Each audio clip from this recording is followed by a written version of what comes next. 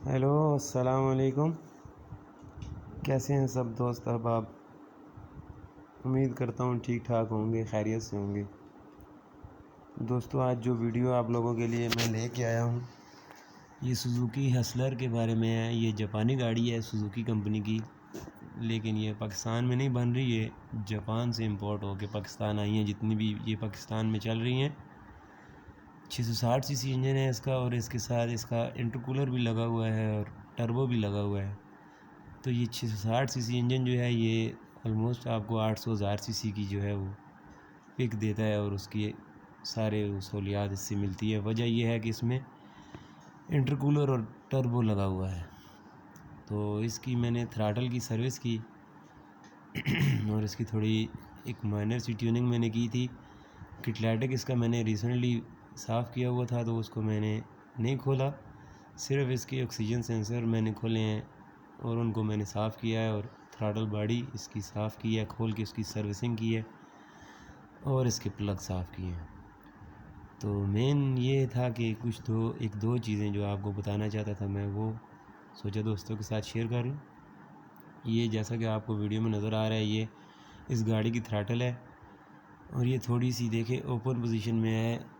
इससे आपको अगर इस तरह अंधेरे में रखेंगे तो एक तरफ से दूसरी तरफ थ्राटल के अंदर नज़र नहीं आना चाहिए, लेकिन इलेक्ट्रिक थ्राटल में ये नज़र आता है। तो ये अगर नॉर्मल थ्राटल जो एक्सीलेटर तार वाली है उसके अंदर अगर आप देखें इस तरह गैप नज़र आएगा तो वो उसका मतलब है कि वो ख़राब है।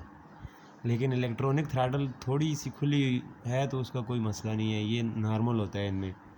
और जब स्विच ऑन होता है तो ये ऑटोमेटिक एडजस्ट हो जाती है। जितनी दफ़ा आप स्विच ऑन ऑफ़ करते हैं ये अपनी मूवमेंट जारी रखती है। और दूसरी बात, इसके ऑक्सीजन सेंसर अक्सर भाई कुछ खोलते हैं तो उनसे ख़राब हो जाते हैं।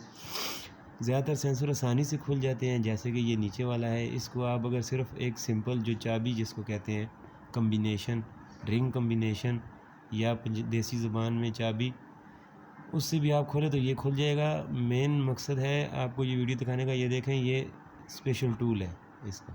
ये अक्सर दोस्तों के पास होता है, कुछ के पास नहीं भी होता है। इसमें इस तरह कट लगा होता है, देखें आपने, तो ये इस तरह लग जाएगा। इससे सेंसर की वायर डैमेज नहीं होगी। अक्सर लोगों से खोलते हुए वो कुछ ऐसी बेहतियाती करते हैं कि वायर डैमेज हो जाती है। इसकी जो सेंसर की तारें हैं जो आगे इंजन कंप्यूटर को जा रही हैं, ये डैमेज हो जाती हैं।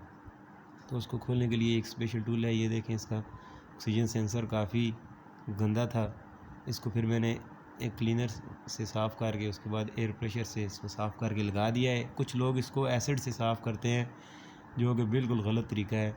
जब आप किटलैटिक वाश करते हैं तो भी आपका सेंसर खुला होना चाहिए, क्योंकि वो तेज़ाब से साफ़ होता है किटलैटिक, तो वो सेंसर को ख़राब कर देता है।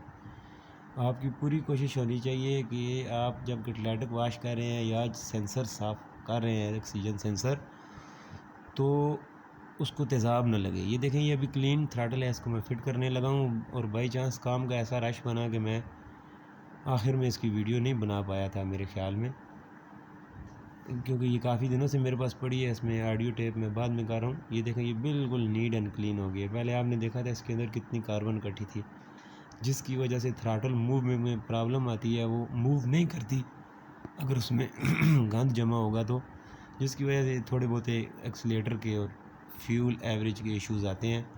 और ज़्यादातर इलेक्ट्रॉनिक थ्राटल जब तक गाड़ी के आरपीएम में मसला ना हो, उसको कोशिश करें क्लीनर से साफ़ कर दें। अगर थ्राटल में इशू है तो फिर उसको खोलें। लेकिन जो एक्सीलेटर तार वाली थ्राटल होती है जो इलेक्ट्रिक नहीं होती, उसमें छोटे मोटे फॉल्ट भी आते हैं। उसको तभी खोला जाए जब उसमें कोई मसला हो, उसको बार बार सर्विस नहीं करना चाहिए। उम्मीद है वीडियो आपको पसंद आई होगी। दुआओं में याद रखें।